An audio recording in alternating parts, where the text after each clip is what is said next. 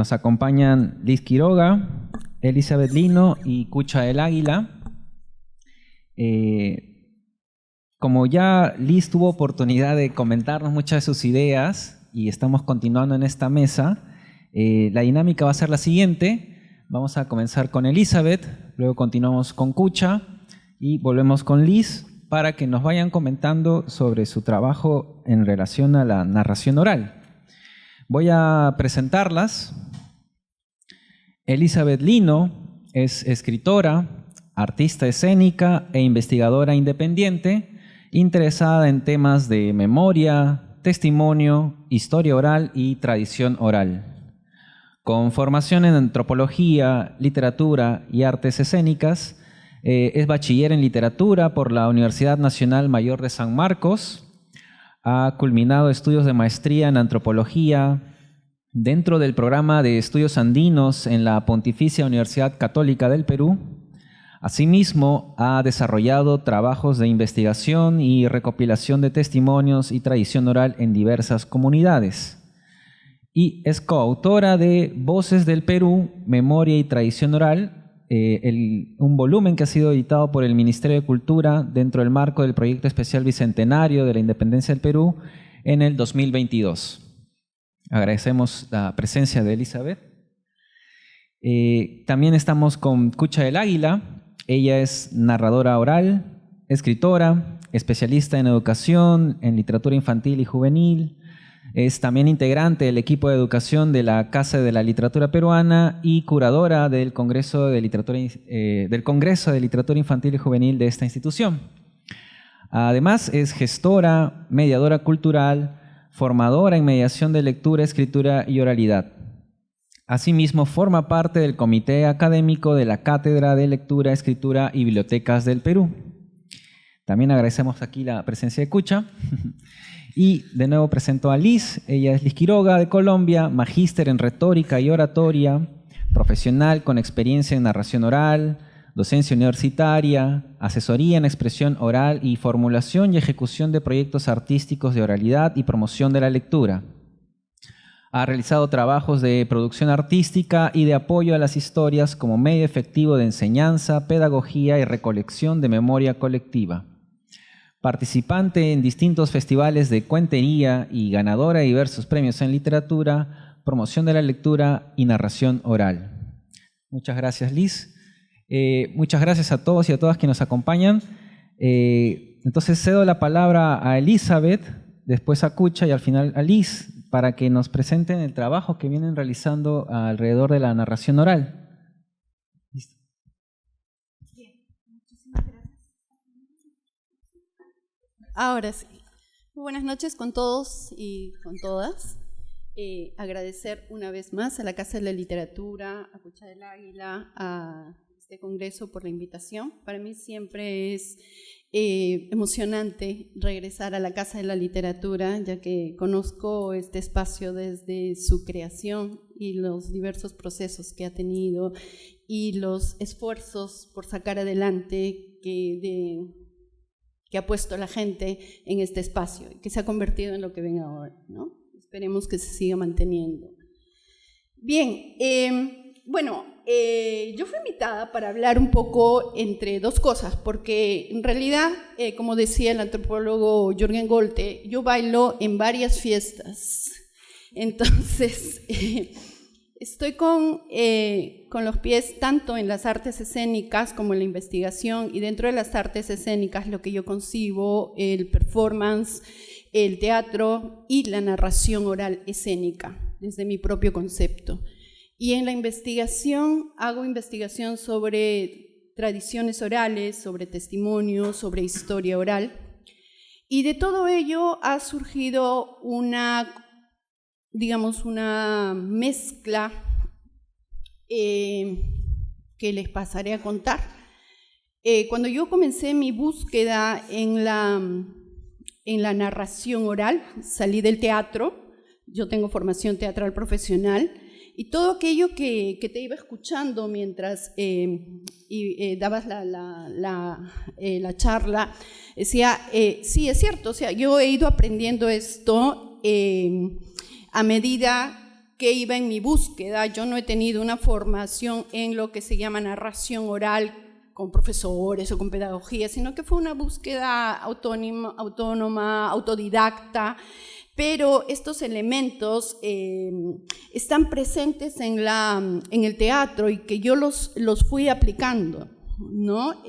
Como la presencia, la voz, el crear una atmósfera, la expectativa, el tiempo de narración, la verdad, lo verdadero. Ahora, esa es una cosa. Otra cosa es qué cosa cuento. ¿Qué cosa cuento? Me gustaba contar, y la verdad es que a los primeros narradores que yo vi fue a los colombianos, sinceramente. Había y aprendí la palabra cuentería entonces, y ahí comenzó mi búsqueda y me fui encontrando con narradores peruanos y conociendo su trabajo. Pero ¿qué cuento? Ese fue, yo creo que el gran dilema por mucho tiempo. Y nosotros en el teatro del que yo vengo le llamamos hacer orgánico. En otro espacio le llaman pues que sea verdadero, que sea creíble. Que sea orgánico es algo que pase a través de ti, que realmente que lo que estás diciendo, lo que estás mostrando, sea verdadero, que llegue al espectador o espectadora. Y como ya les he dicho que yo bailo en varias fiestas, mientras bailaba en el teatro, también bailaba en la academia. Y gracias a mi formación literaria, me acerqué al estudio de las tradiciones orales. Finalmente me desligué de lo que es, digamos, lo literario como canónico y comencé a estudiar las tradicionnes orales. Pero las tradiciones orales, y lo llamo así en plural, son amplias, ¿no? Y generalmente nosotros lo que conocemos es desde el espacio hegemónico y básicamente como algo premoderno, como algo que ya no está, como algo que se hace alrededor del fuego.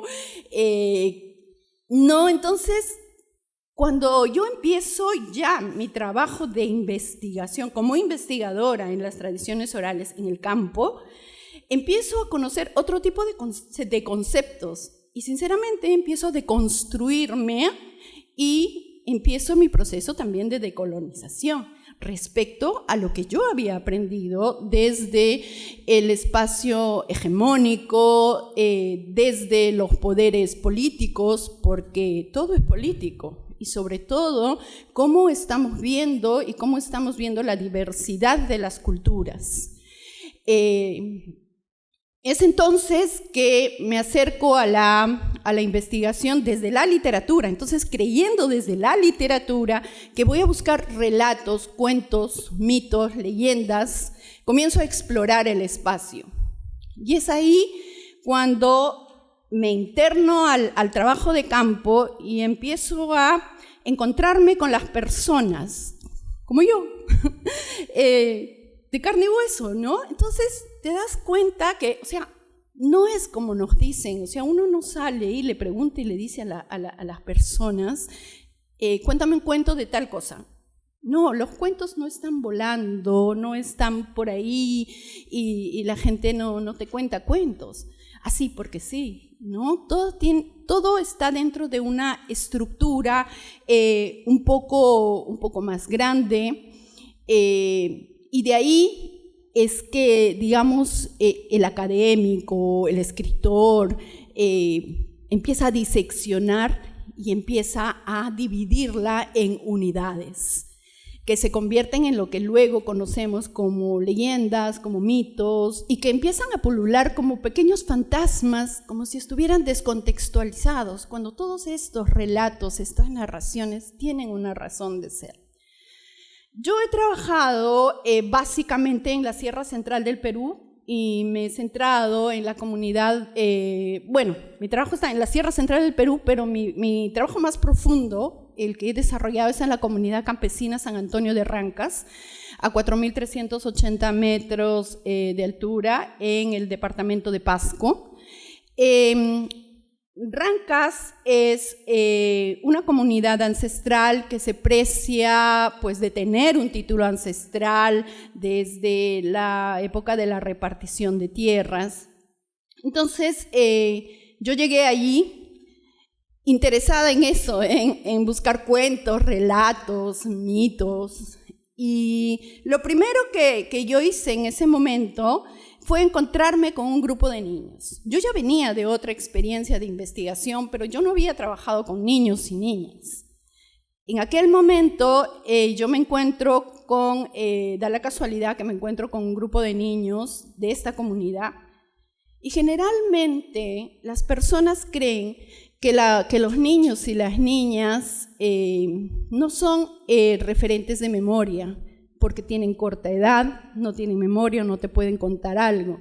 Entonces, cuando tú llegas a un espacio y quieres conocer sobre determinado espacio, te dicen, tienes que ir en tal persona, que es la persona que más sabe, es el más anciano, la más anciana, el más viejo, el que ha vivido acá. Pero los niños también guardan en su memoria referentes, están construyendo su identidad, están construyendo sus capas de memoria, y también te pueden dar referencias de lo que sucede, de lo que han escuchado, de cómo conciben su espacio. Fue entonces que yo me encontré con los niños de Rancas y tuve un primer encuentro con ellos, del cual salió este pequeño libro, que en mi proceso de investigación iba como les decía, quería buscar relatos, cuentos, mitos, pero empecé a entender otra cosa. Este libro surge en un contexto muy bonito, en un viaje, en una excursión, y ese es el contexto de encuentro y de conversación. Todavía no era el momento masivo de los celulares, de las tablets. Entonces los chicos no tenían celulares ni tablets y nos fuimos de una comunidad a otra, de la comunidad de Rancas a la comunidad de Tapuc en un autobús, y ustedes saben lo que es los viajes de excursión, ¿no? O lo que eran, porque hoy día no sé cómo viajan los chicos con el celular, pero las conversaciones, los chismes, el no sé qué, el no sé cuánto. Entonces yo les dije abiertamente que venía y que quería conocer el lugar y que me contaran algo. Los chicos son los primeros que no se niegan y te dicen, ya, yo sé, porque yo he escuchado, y no es necesario decir, yo quiero que me cuentes un cuento, porque lo primero que te van a decir es, no sé, yo un cuento no sé, no conozco. Pero si tú le dices, cuéntame cómo es acá, cómo es la comida, qué fiestas hay, qué costumbres tienen, ¿dónde vives? Esta es una zona a la vez ganadera que alterna con la minería. ¿Qué problemas hay? ¿Qué situaciones viven? ¿Qué cosas son los pastores aquí? ¿Quiénes tienen pastores? ¿Cómo es la comunidad? Surge una cantidad de respuestas que esas, en una gran conversación, luego uno trabaja y empieza yo fui con el objetivo de esta búsqueda y empecé a diseccionar esa conversación, porque como les decía, ¿no? O sea, todo esto es un proceso dialógico que surge en un diálogo, ¿no? Si nosotros vemos relatos, historias en los libros cuando están publicados, estos pequeños corpus no son monólogos, en realidad son un contexto de diálogo, ¿no? Entonces, lo que hacemos cuando hacemos una edición que es arbitraria, y yo en el camino he ido encontrando mi forma para hacer la edición, quitas tu voz o introduces un poco tu voz, pero siempre como decisión política, para mí es dejar las marcas de oralidad, es dejar clarísimo los nombres de las personas que narran esta historia, nunca grabar a escondidas, siempre darles el crédito y respetar además las formas que tiene el habla, ¿no? Porque no hay una forma correcta de hablar, ¿no? Por lo menos en el espacio que yo he trabajado hay personas que son bilingües, aunque el quechua se perdió hace muchísimo tiempo en esta zona, yo misma soy de esta zona, pero nunca aprendí quechua porque la migración fue muy rápida por el tema de las minas en Cerro de Pasco. La organización gramatical en las diversas lenguas es muy distinta, entonces la corrección canónica de la gramática no nos sirve para estudiar los procesos de oralidad. Volviendo a la narración oral, esto me inspiró a mí a encontrar mi camino para narrar historias, porque comencé yo a investigar sobre las memorias, la memoria comunal, la memoria personal, la memoria familiar, y empecé a buscar también en eso, en mi propia memoria. Tenía yo una memoria comunal, tenía yo una memoria, obvio, personal, una memoria familiar, y comencé, yo cuando cuento relatos de las tradiciones orales, y busco entender el cosmos que está representado en este. Busco entender cuál es la relación del sujeto con el espacio para que se lleguen a producir estos relatos, porque es una forma de ver el mundo, ¿no?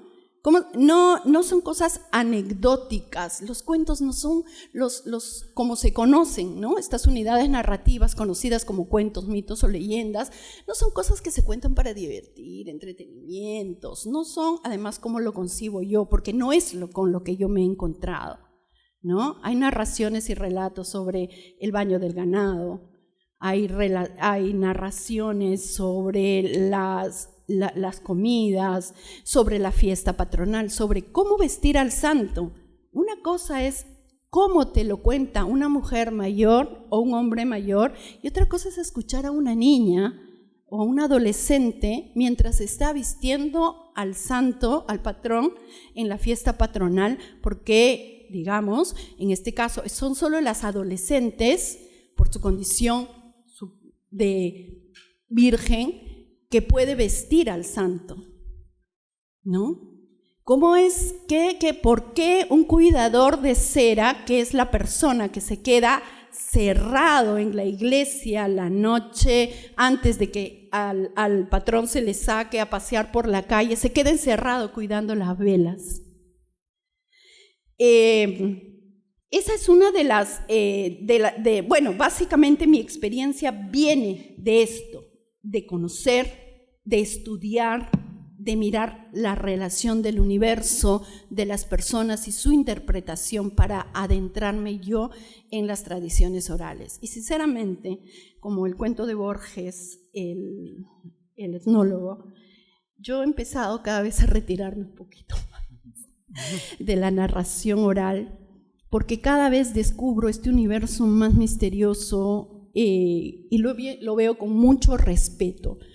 Yo no me siento en la capacidad de pararme y decir, hoy día, muy buenas tardes, muy buenas noches con todos, hoy día les voy a contar cuentos árabes. No me siento en la capacidad. No, hoy les voy a contar cuentos de la mitología griega. No me siento en la capacidad, pero sí me siento en la capacidad de narrar lo que he conocido, lo que he pisado, lo que he bailado, lo que he comido, de la diversidad de lo que conozco y de lo que he hecho orgánico. No sé cómo voy de tiempo. Ya estamos en la primera parte, muy bien. Gracias, Elizabeth. Vamos a continuar con Cucho. De frente.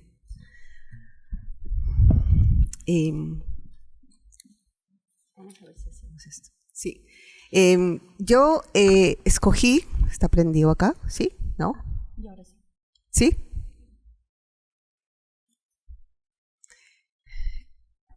Por favor, no. Yo escogí conversar hoy día sobre todo como mi rol de gestora, ¿no? Pero voy a ver si hago un pedacito como mi rol de narradora, ya que Elizabeth hizo su recorrido de cómo llegó. Yo voy a contar un poquito. Yo crecí en la selva amazónica. rodeada de relatos por mi familia, contados por sobre todo una tía, una prima, mi tía Martita, la prima Lolita, que iba a ver películas y contaba al regresar las películas, por mi abuelo, que era chacarero, mi abuela Mica, mi abuela Leocha, y siempre crecí con eso, como una actividad natural con la narración oral. Por circunstancias de la vida, después me encontré viviendo fuera y me tocó escuchar a narradores en escena, narradores de diferentes lugares del mundo, griots, narradores que venían de Marrakech, que venían de América del Norte, en un festival, y yo vi eso y me quedé muy, muy impresionada, ¿no? Porque no pensaba que esa actividad existiera como un acto diferenciado de lo cotidiano. Años después, eso fue en los años 80, a mi retorno al Perú, me parecía absurdo contar cuentos en un escenario, y empecé y busqué a mi prima para que me volviera a contar cuentos. Eran tiempos del conflicto armado, de la guerra interna, enfermera, y lo único que me contaba era lo que le había pasado cuando había sido llevada, ya sea por o por sendero o por los militares para curar enfermos. Entonces, observando también el entorno que había sido transformado, ya la narración oral no era un acto así como cotidiano que yo había visto. Es más, ya no se contaban casi, pero eso era una idea, ¿no? Para no partir creyendo que eso ya no existe, con un grupo de compañeros decidimos armar una asociación, pero antes de decir, mira, vamos a contar cuentos, porque habían dos que eran actores, ¿no? Vamos a ir a mirar qué pasa, qué está pasando. Y nos fuimos a diferentes lugares y efectivamente la narración oral estaba muy viva, como acto comunitario, no diferenciado, ¿no?, del cotidiano, pero viva, como un momento de compartir, también con elementos que podríamos decir escénicos, pero sobre todo, como ya contaba Elizabeth, eran contextos muy precisos, ¿no? No podíamos decir que vamos a nosotros inventar la pólvora, pero en la ciudad era un espacio que ya se estaba perdiendo esa posibilidad de narrar historias. Nos abrieron las puertas un café, una librería, y empezamos con un grupo que se llamaba La Marmita, ¿no? Después de haber investigado antes, sin decir que nosotros éramos los primeros. Y fuimos también buscando cómo la narración oral que sale fuera de ese contexto natural, familiar y comunitario se venía transformando en otros espacios, como contar en un café.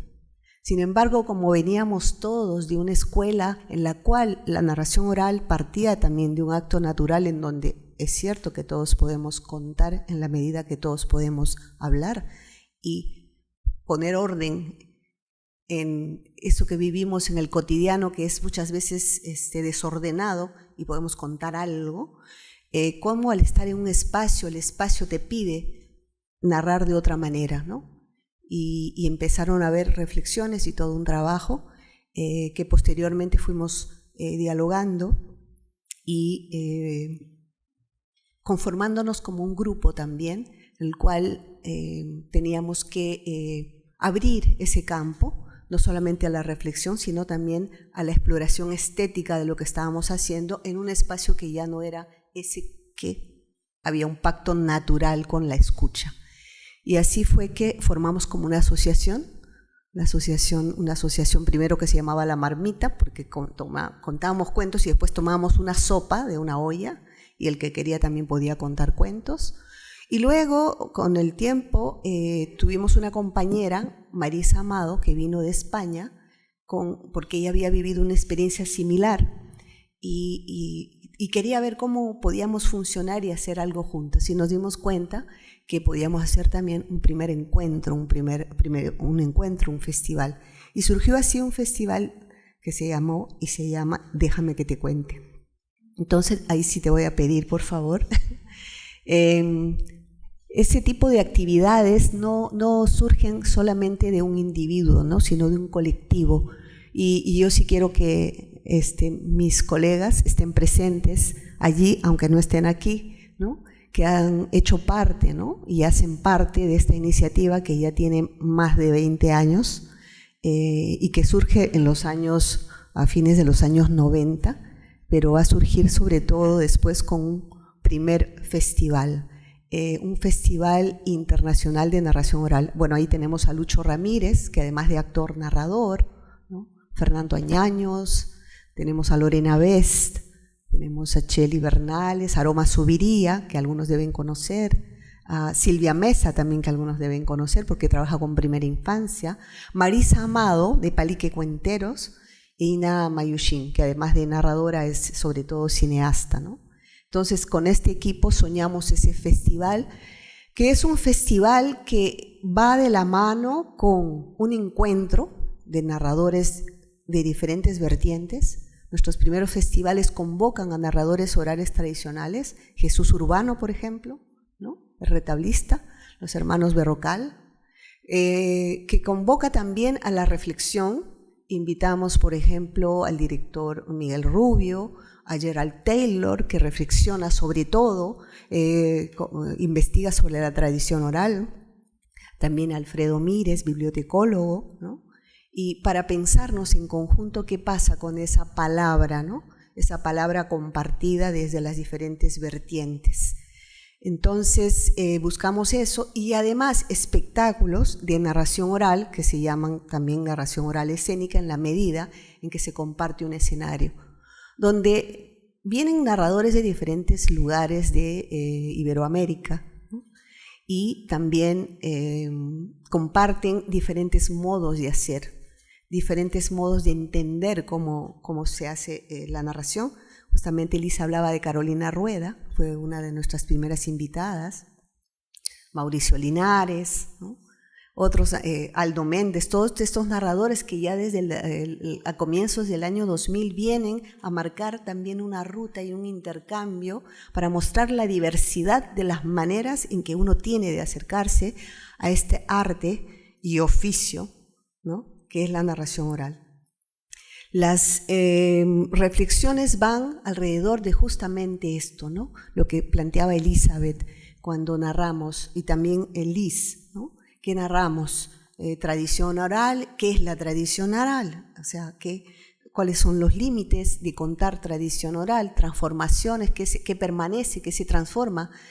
¿Quién decide qué queda, qué se va? Porque decimos que la historia, la tradición oral se transforma, pero ¿quién decide cómo es eso, no?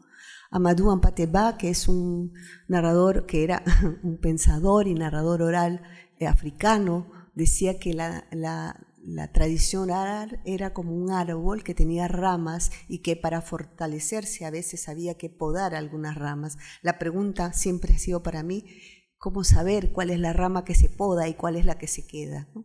Y con respecto a narradores que han venido y que narran autores, especialmente Marisa Amado, de quien yo aprendí a perderle miedo a contar autores, porque ella narra Gabriel García Márquez, Ángeles Mastretta y otros narradores, también, ¿no? A pensar a qué narrador, a qué escritor uno puede narrar.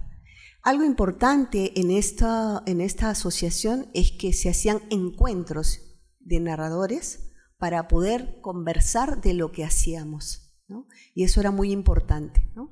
Entonces, vamos a ver, creo que tengo que ponerme lentes. Paulo, tú me puedes cortar de una cuando quieres, ¿ya?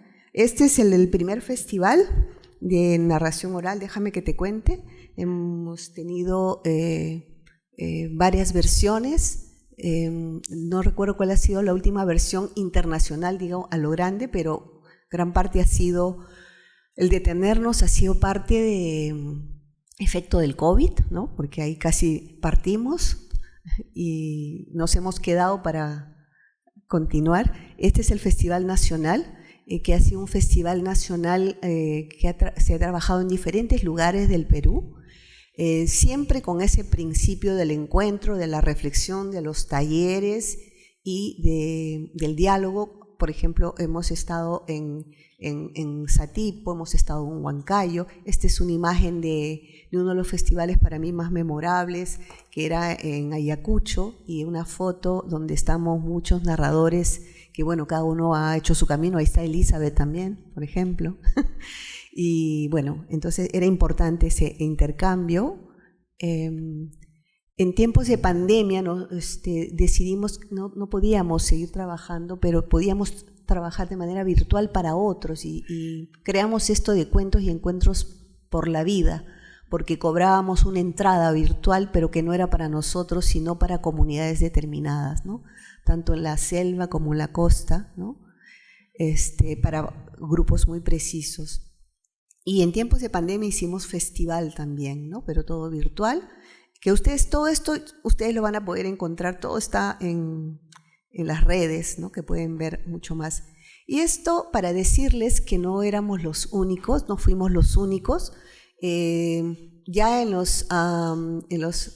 el año 2000, ya a partir del año 2006, empezaron a surgir iniciativas importantes de otros gestores. Aquí tenemos, puse las imágenes para no olvidar, aquellos que están, digamos, más antiguos. Hay algunos que yo probablemente no conozca en estos tiempos, porque me he dedicado mucho más a trabajar aquí en el trabajo de mediación y en los proyectos que hay en casa, y he ido menos a asistir, porque me gustaba asistir a todas las iniciativas que habían en diferentes lugares, o de Perú o de mismo Lima, ¿no? Y tenemos ahí en Cuenta P de Trujillo, por ejemplo, el festival del peruano-japonés, que algunos de aquí han participado, el Narrarte, creo que ahí viniste, Liz, para ese festival, para el Narrarte, el Bendita sea la palabra del IPNA, luego el Cuéntamelo del británico, después el Puro Cuento de Jennifer, ¿no? Algunos conocen, y uno que casi también creo que uno de los más antiguos también es Todas las palabras todas, ¿no? De César Villegas, ¿no? Y para decir que este inicio que tuvimos para trabajar el tema de la narración oral, pero no solamente comunitaria, sino también en términos de oficio, ¿no? Como trabajadores culturales, ¿no? Se ha ido expandiendo y seguimos reflexionando a esto. Y hay espacios que se han abierto, y aquí tenemos colegas que han estado, por ejemplo, en Amazonas, que es un espacio que está muy cerca acá de libreros, y en Cusco, La Esencia, la Casona de Rick, y probablemente muchos otros espacios que se han ido abriendo. Y termino con esta imagen, ¿no? Porque seguimos en una alianza nosotros en Casa de la Literatura, por eso es que además de curadora del evento, después estoy sentada aquí, tenemos una alianza para hacer la narratón que se hace cada año, donde se convocan a partir de diferentes temas la participación de diferentes personas que vienen a contar, ya sea niños, jóvenes, adultos mayores. Y he querido poner esta imagen donde hay esta flor que crece en el cemento y este danzante de tijeras, que los que son peruanos saben, ¿no? Que es un ritual que se hace mucho relacionado a los sapos, al agua, y que es para celebrar también las fiestas, y es para mí un símbolo de resistencia también aquí en el cemento, a seguir celebrando la palabra en conjunto y finalmente ganar y resistir al tiempo que se nos impone, de falta de encuentro también con nosotros, con los otros, y ese tiempo pues que podemos nosotros apropiarnos para simplemente conversar, hablar, escuchar, estar juntos, ¿no? Gracias, Cucha. Continuamos con Liz.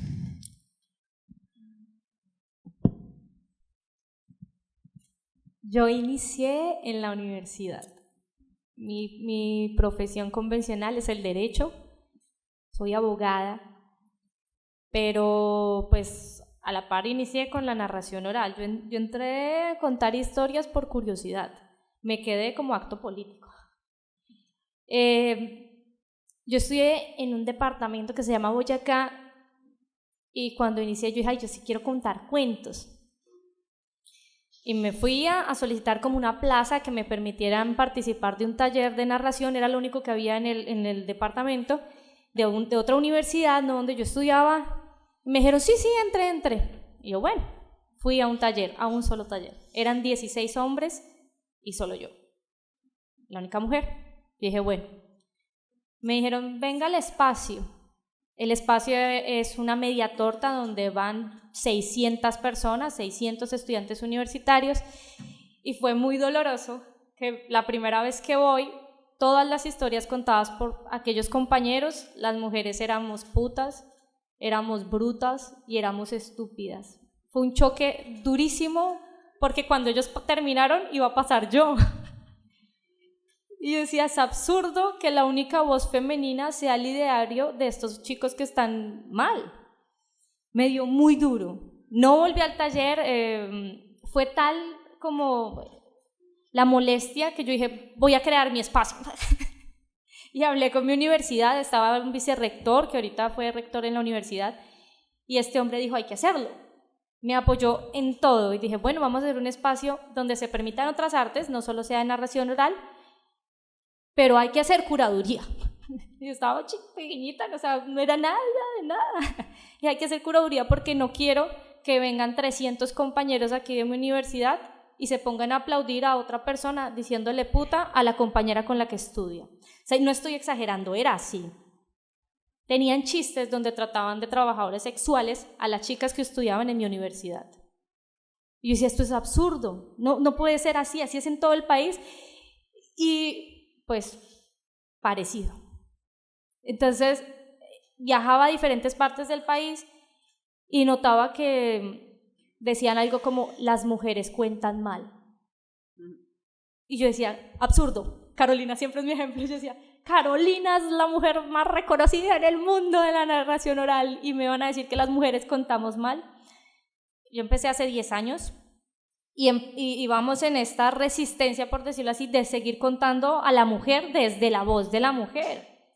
No, todas las historias éramos las malas, las bandidas, y bueno, ¿y qué pasa si sí? ¿Pero por qué nos ponen de esa manera?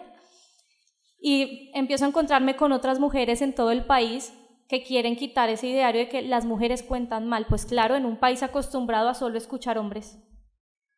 Y con grandes maestras, porque es que ese era el otro punto. Grandes maestras contaban al lado de Carolina y aún así se atrevían a decir las mujeres cuentan mal. Pues resulta que los festivales se invitaban entre amigos y resultaban 5, 6, 10 hombres en los festivales y una mujer. Yo fui la cuota femenina durante muchos años y así me presentaban, la cuota femenina. Esto es terrible, yo decía, esto no puede ser así. Y ya como de unos 5 años para acá se notó el trabajo, digamos, por ejemplo, de Ana María Dávila. Había un colectivo de cuentos en boca de mujer. Y ellas fueron revolucionarias. Ellas sacaron un festival de solo mujeres, donde solo eran mujeres invitadas. Eso en Colombia era, ay no, pero ¿cómo así que solo mujeres? ¿Por qué no se excluyen? Y yo, ay, es que son conchudos. Entonces yo quise continuar en esto de la narración, apuntándole a crear espacios seguros de formación en narración oral, tanto para hombres como para mujeres e identidades diversas. Yo dije, es absurdo que uno no pueda ir a un espacio de formación como cuando yo fui al taller, a ese taller, y no sentirse feliz. Si yo no soy feliz aprendiendo a contar historias, si no soy feliz contando historias, no, eso no puede ser. Con mi hermana, en época de pandemia, en el 2020, la narración oral, por lo menos en Colombia, fue algo difícil porque pues las presentaciones, dónde íbamos y todo eso. Yo estaba hablando con mi hermana y le dije, ¿qué hacemos, hermana? Mi hermana es una productoraza, es espectacular. Y me dijo, hagamos un festival virtual, pero de microficciones. Y yo le dije, claro, porque es que si hacemos funciones de 40 minutos por internet, la gente se aburre. hagamos eso. Y montamos un festival que se llamó El Cuentín, Cuentos al Ring. Fue un hit. Si ustedes vieran la cantidad de gente que se conectaba a ver eso. Y lo primero que era, pero supremamente necesario, fue 16 participantes, 8 hombres, 8 mujeres. También hubo personas ahí que hablaron, que como así, que solo amigos míos, y yo, 8 hombres, 8 mujeres. Lo hicimos el año de la pandemia, lo hicimos el siguiente y generó como ese precedente de, bueno, se pueden hacer también cosas en la red. Y que también respeten los espacios seguros, porque habían unas normas de cómo nos tratábamos, de qué se aceptaba en los comentarios, siempre de la mano con eso. Cuando comienzo a hacer también los talleres, digo, yo quiero una formación integral. No de que, vamos a ser los superatistas, no, de entregar valores, ¿sí? Y más si son en contextos académicos. Entro por lo menos a la universidad, yo trabajo en la Universidad Javeriana en Bogotá, y para mí este taller es un espacio donde cada chico y cada chica que entra está feliz. O sea, y lo digo con total tranquilidad. Cualquiera habla con mis estudiantes y dicen, es un espacio bonito, es un espacio seguro, he hecho amigos y he aprendido a hablar. Con eso yo me voy feliz.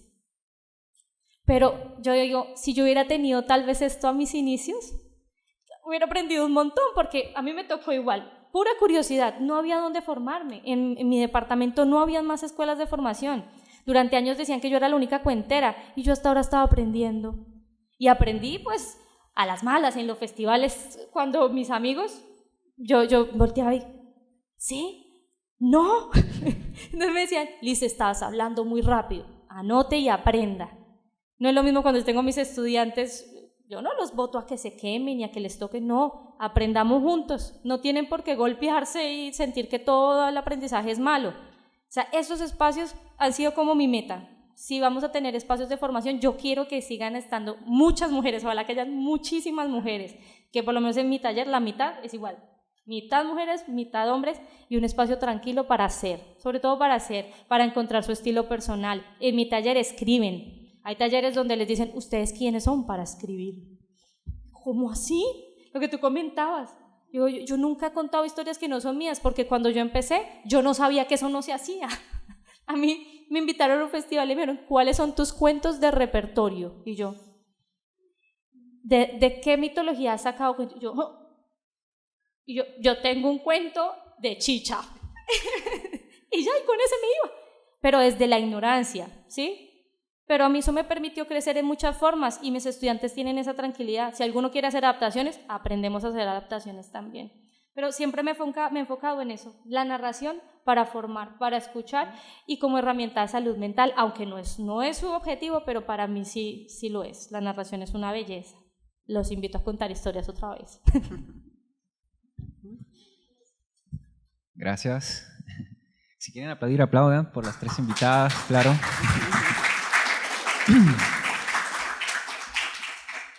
Yo quería comentar algo. Escuchando a las 3 invitadas, he podido dar cuenta de cómo hay una especie de movimiento de traslación de la narración oral, ¿no? Desde un seno más familiar, íntimo y comunitario a su llegada a otros espacios, ¿no? Y ahí me genera esta curiosidad y quiero extenderla a las 3. ¿Ustedes encuentran tensiones o riesgos que haya que considerar entre la naturalidad de la narración oral y la formación alrededor de ella? ¿Hay tensiones, riesgos que habría que considerar? Lo digo comentando lo siguiente para ya pasarle el micrófono, porque dado que es algo tan natural y cotidiano como han mencionado y que es milenario, el hecho de que ya pueda convertirse en algo que sea enseñado a otros va a hacer que se transforme, ¿no? Va a haber un cambio. Entonces, ¿hay algo que cuidar en este cambio de lo comunitario, situado en un contexto a que ahora sea enseñado, quizás haya técnicas, pautas? Desde sus perspectivas, ¿ustedes ven algo que haya que considerar y cuidar? Bueno, yo tengo otro acercamiento. Liz ha dado como cuando escuché la conferencia, una manera de abordar la formación, ¿no? Yo me ocupo acá de la formación también de narradores. Y yo trabajo mucho desde otro lugar, desde lograr primero la verdad para contar, ¿no? Y eso trabajo mucho el hilo de la memoria, donde uno va a estar uno misma, ¿no? De construir eso que decía, a veces uno toma una postura de narrador o de personaje. Para mí, bueno, hay varios tipos de narradores, ¿no? El narrador personaje que se inventa que la abuela le contó el cuento, ¿no? O el yo mentiroso, ¿no? A mí me pasó tal cosa, ¿no? A mí me gusta mucho trabajar desde el narrador persona, ¿no? Y eso requiere una ruta determinada para que la persona se adueñe de esa palabra, ¿no? Y también para esa apropiación de ese relato, si es de tradición oral, por ejemplo, si viene así, porque bueno, mucho se conoce ahora a partir de la escritura, entender qué es lo que está detrás de todo eso, ¿no? Qué es lo que tiene encerrado, ¿no? Para no volverlo bastardo a veces, ¿no? Darle funciones que, según yo, o según el conocimiento del contexto, pueda ser instrumentalizado. Y tiene que ver con la función que uno le otorgue a la narración oral en los contextos en los cuales trabaja, porque incluso dentro de grandes escenarios que a uno le ha tocado estar, no tiene por qué haber diferencia entre la función que tiene allí como en el momento comunitario, porque ahora la comunidad es también una comunidad más grande. Podría seguir dando, pero dejo la palabra aquí a Elizabeth.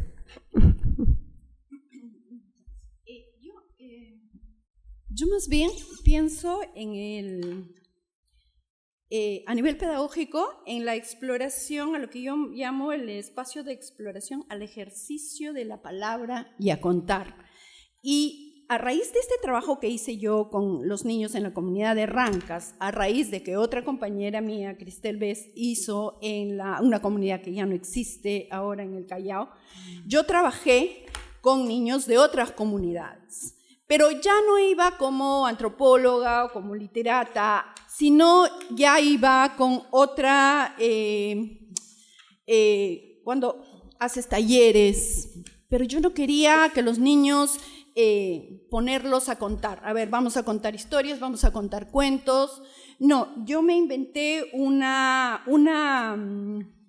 metodología para trabajar con los chicos, fusionando todas mis artes mánticas, desde las artes escénicas a la conversación, hasta la producción de las cosas que ellos podían contar. Tuve experiencias en varias comunidades, con el concepto amplio de comunidad y muy diferente de la comunidad tradicional, que sí lo es la comunidad de Rancas, la comunidad campesina, en Cañete, en Caraballo, en Miraflores, en otros 2 espacios más. ¿Qué es lo que hago yo? Creo un espacio de creación, de conversación con los chicos, y creo una motivación a partir de la narración, decirles que me gustaría escuchar historias del lugar, como les dije antes, ¿no? Pero no sabemos historias. Yo ya sé que ustedes no saben historias, pero sí sé que saben también, les digo. La estrategia es, yo trabajo con un retablo de cuentos. Acondicioné hace muchos años, y ahora he visto que hay varias personas que también trabajan con un retablo de cuentos a manera de un kamishibai, pero es un retablo de cuentos donde van entrando imágenes que yo misma dibujaba, y con estas yo narro las historias y les digo, bueno, estas son historias de algunos otros lugares, que como yo soy narradora, también soy actriz, he escuchado estas historias. Son lo que le llaman cuentos, le llaman mitos, le llaman leyendas, pero también hay otras historias que pueden ocurrir aquí. Y la dinámica que les propongo después es que los chicos construyan su propio retablo para contar las historias. Este es un libro retablo inspirado en los libros cartoneros, en realidad de la época de Sarita Cartonera, que fue la primera editorial cartonera aquí, ¿no? Entonces, lo que hago con los chicos es que creamos un espacio en el que tienen los materiales, hacemos el recorte del cartón, luego el pintado. Esto no es en un día, este es un proceso mínimo. Yo pido trabajar con un grupo 2 meses, 2 meses si es una vez por semana, porque necesito conversar, porque necesito que los chicos conversen entre ellos, conversen y se conozcan. Y lo que hago es decirles que vamos a contar historias mientras hacemos esto, y pongo una grabadora en el centro. Sobre todo los chicos y sus padres y los gestores que me invitan están enterados que los chicos van a ser grabados. Y es de verdad un trabajo bastante oneroso, porque cuando los niños hablan de todo, hablan hasta por los codos. Yo tengo uno de mis trabajos se titula Yo quiero decir. Esto lo hice en Caraballo, yo quiero decir. ¿Por qué? Porque todos hablaban y de repente uno, el más pequeñito, saltó y dijo, yo quiero decir. Y me impactó tanto la frase que quedó como título de este corpus de relatos. Entonces los chicos iban contando, pero yo lo que hago es dividir en ejes temáticos. Cada vez hay una cosa, temas personales, familiares, culturales, de comunidad, de escuela. Entonces no se mezclan, no hablan de cualquier cosa. Hoy día simplemente vamos a hablar de este tema. Hoy día simplemente, y siempre terminamos el taller con una ensalada de frutas, ¿no? Y ese día de la ensalada de frutas siempre aparece, si yo tenía 20 niños, aparecen 35, ¿no? Porque ya se pasaron la voz y vinieron todos a comer, y yo no les puedo cerrar las puertas, a pesar de que los chicos del taller se quejan.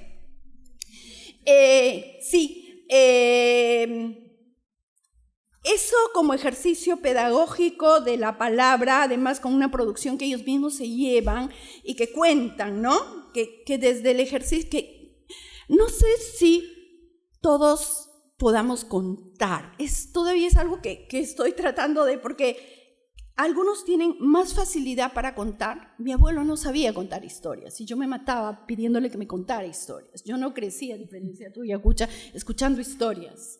No, sí leí, aprendí a leer muy joven, pero no escuché nunca historias como tal. Entonces los cuentos y las cosas así no eran para mí.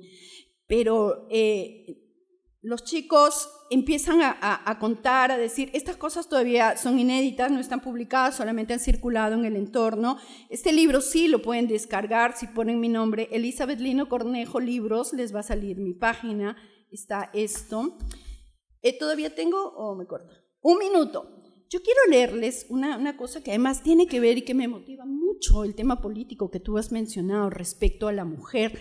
Y esto está publicado en este libro que he mencionado al principio, Voces del Perú, Memoria y Tradición Oral, del cual soy coautora con el antropólogo Federico Herfurtsayer.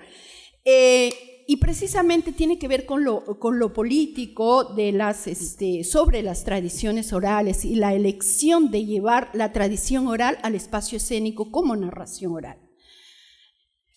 Porque cuando tú hablas de la presentación hay un límite, esa franja límite entre la presentación y la representación, ¿no? Están contando los hombres sobre las mujeres, pero también, estamos en otro momento en el que por mucho tiempo se ha contado sobre las comunidades amazónicas, andinas, a nombre de ellos, ¿no? Se ha hablado de los otros, se dice voy a hablar por ellos, se dice voy a hablar de los nadies. ¿Con qué derecho? ¿No? O vamos a hablar por los que no tienen voz.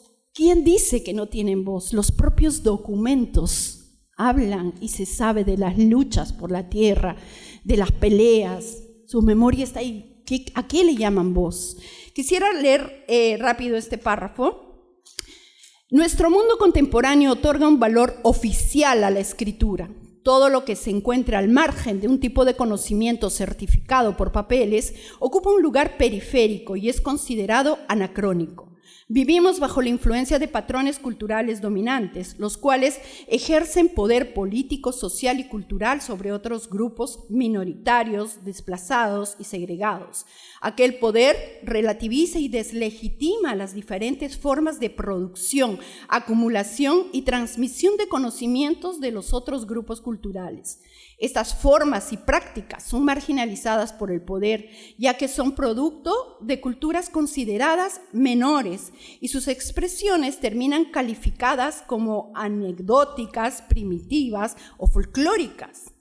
Como señala Gonzalo Espino, un estudioso peruano de la tradición oral, la cultura de indios, desde los discursos hegemónicos, mientras no se la asocie a un pasado glorioso, simplemente seguirá siendo cultura de la marginalidad. Como dice la antropóloga Marisol de la Cadena, incas sí, indios no.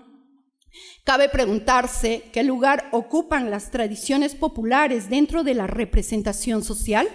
Ello no está desligado de la lengua, la etnicidad y el consiguiente valor y lugar que se le otorga a estas.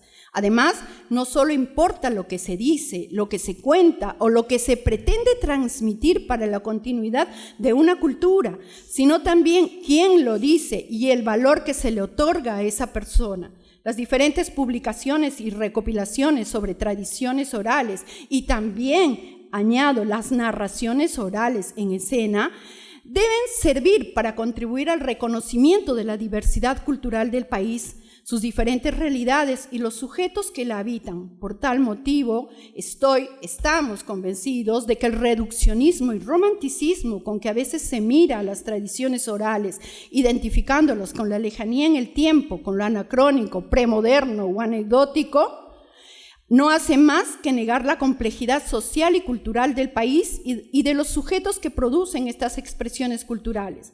La tradición oral está enlazada con el lenguaje cotidiano, con el paisaje, con la práctica ritual, con la idea que se quiere transmitir en un momento dado y con el carácter de los participantes en una interacción social y particular. Nunca más la representación de los acentos regionales, nunca más las ropas tradicionales como disfraz en el escenario. Claro. Claro, sí. Tensión entre formación y naturalidad. Sí, hay tensión. Sí, para mí la tensión está, radica en el maestro, porque en Colombia pasa mucho que cuando hay universidades donde la narración oral entra como grupo institucional, está dentro de las universidades, entonces tú encuentras un taller y vas y haces parte, como el que hay acá en la casa, pero allá hay en las universidades, ¿sí? Y entonces uno ve a alguien contar y dice, es estudiante de tal maestro, pero porque es un error tal vez de querer ver siempre con un ojo poco objetivo y más bien subjetivo. Hay algunos maestros que recaen en el error de a mí me gusta de esta manera y se encargan es de moldear a los estudiantes, no permitirles explorar los estilos personales. Para mí esa es la tensión, se pierde naturalidad en el momento en que yo moldeo al estudiante. ¿Recuerdan el piecito de Mauricio? Que les dije como, yo de maestro no puedo decirle, Mauricio, siéntese bien, no, esa es su naturalidad, así es como cuenta él. Esa es su forma, y así pasa con muchos estudiantes. Yo tengo estudiantes, tengo universitarios y tengo niños muy pequeñitos, como infancias, digamos, de unos 10 años, ¿sí? Y los estudiantes universitarios están en esa línea de explorar quiénes son. Lo que me permite que si yo caigo en la idea de revisar desde lo subjetivo, en efecto puedo moldearlos tal cual a mi gusto y parecer, lo cual sería un error. En los talleres procuro siempre, eso suena muy mal, pero lo voy a decir, mis talleres son talleres de felicidad y complicidad, y yo siempre se los digo, desde que entran es eso, felicidad y complicidad. Si ustedes están felices, yo estoy feliz. Si podemos ser estúpidos todos acá, todos somos estúpidos. Por ejemplo, aquí tuvimos un taller, ya vamos la segunda sesión, vamos la tercera mañana. A mí me llegan estudiantes muy tímidos. Paso aquí, me pasa en la universidad, me pasa en la fundación. Y cuando hablo tímidos es que no hablan ni una palabra. Entran al taller para vencer el pánico escénico. Y lo primero que digo es, aquí todos vamos a ser el oso. Estamos en un espacio seguro. Yo voy a poner una musiquita y vamos a hacer un ejercicio. Reviso si están de acuerdo. Pido el permiso. No va a pasar nada malo. Vamos a ser estúpidos. Ese ejercicio para iniciar dura 1 hora. 1 hora que empieza con un baile. Cada uno propone un paso. Y en la siguiente ronda hay un gesto. Y en la siguiente ronda hay una expresión. Y en la siguiente ronda tu expresión debe ser respuesta a mi expresión. Y en la siguiente ronda va una frase que debe ir conectada con la otra frase. Y en la siguiente ronda, cada frase que vaya tiene que contar una historia. Hasta que al terminar la hora, en el grupo contamos una historia como grupo. Y este ejercicio que suena simple genera una complicidad tan bonita que después de eso ya todos se permiten hablar, opinar, hacerse en grupo para hacer un ejercicio y contar otra historia, pero nunca hay un no me gusta lo que usted está haciendo, no me parece bien que diga de esa manera. No, pues si vamos a formar como para coartar, como para negar posibilidades de creatividad, pues no me parece. La atención está ahí. Si dejamos que la persona pierda la naturalidad de cómo quiere contar una historia, lo que dijiste acá, los modismos. Yo tengo chicos de diferentes partes del país y sus acentos. Tenía un chico de la costa colombiana y eso hablaba así súper lindo, no sé qué. Y él había llegado a Bogotá y intentaba cortar su acento. O sea, él intentaba no hablar costeño. En la costa hablan como así, en Valledupar, y habla bonito. Tiene un acento hermoso. Y él intentaba que no se le saliera el acento. O sea, duró 4 años en la universidad. Él entró al último año a mi taller por miedo y vergüenza porque lo molestaban por su acento. Y yo le decía, no señor, su acento es lo más bonito que hay para contar historias. Sáquelo. Mauricio Linares ama cómo cuenta él. Y decía, es que es hermoso ese acento, ese muchacho se ve lindo y como habla y mueve la mano y se para y el pie, él se para de lado y cuenta de lado. ¿Yo para qué le voy a decir párese derecho o cuente de frente? No, esa es su naturalidad. Pero él necesitaba un espacio para poder incluso proyectarla. Para mí tensión es cuando cortamos la naturalidad del estudiante, eso no, del que se está formando. Va por ahí. Bien, gracias Liz. Lamentablemente por el tiempo tenemos que cerrar esta mesa. Sin duda el abordaje a la narración oral y a las tradiciones orales nos da para tocar muchos temas más. Sin embargo, el tiempo siempre es mezquino. Quiero agradecer a Cucha, a Elizabeth y Liz por su presentación, su presencia, a todos ustedes por acompañarnos también desde las redes sociales.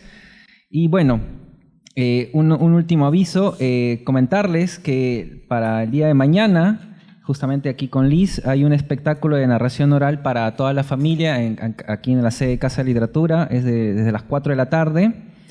Y también mañana, cerca del mediodía, aquí en el auditorio se va a llevar a cabo un balance, ¿no?, de lo de lo realizado en el Congreso, que va a estar a cargo de Cucha. Bueno, sin más, muchísimas gracias. En realidad terminan los talleres, ¿no? Entonces, si nos queremos despedir, estar juntos un ratito, para conversar un poquito de cómo han vivido esos días, ¿no? Un pequeño balance que va a durar pues 15, 20 minutos nada más y ahí despedirnos. Y volver para la tarde, por supuesto, porque se va a contar cuentos para toda la familia. Porque aquí en verdad ahora estoy, como dice Elizabeth Lino, bailando con otra música de curadora. Para eso, recordarles el día de mañana, para terminar este congreso, ¿sí? Y nada. Listo. Muchísimas Regálame gracias. 30 segundos porque quiero dejar por testigos al público. Este libro es para ti, que es la historia de una de las tantas mujeres serreñas, pasqueñas, como muchas mujeres en el Perú, que pues en la lucha, en la pelea, en la defensa de sus territorios, tuvo que sufrir heridas, tuvo que sufrir desprecio. Parte de la historia del Perú en la voz de esta mujer. Listo. Muchísimas gracias. Gracias. Buenas noches.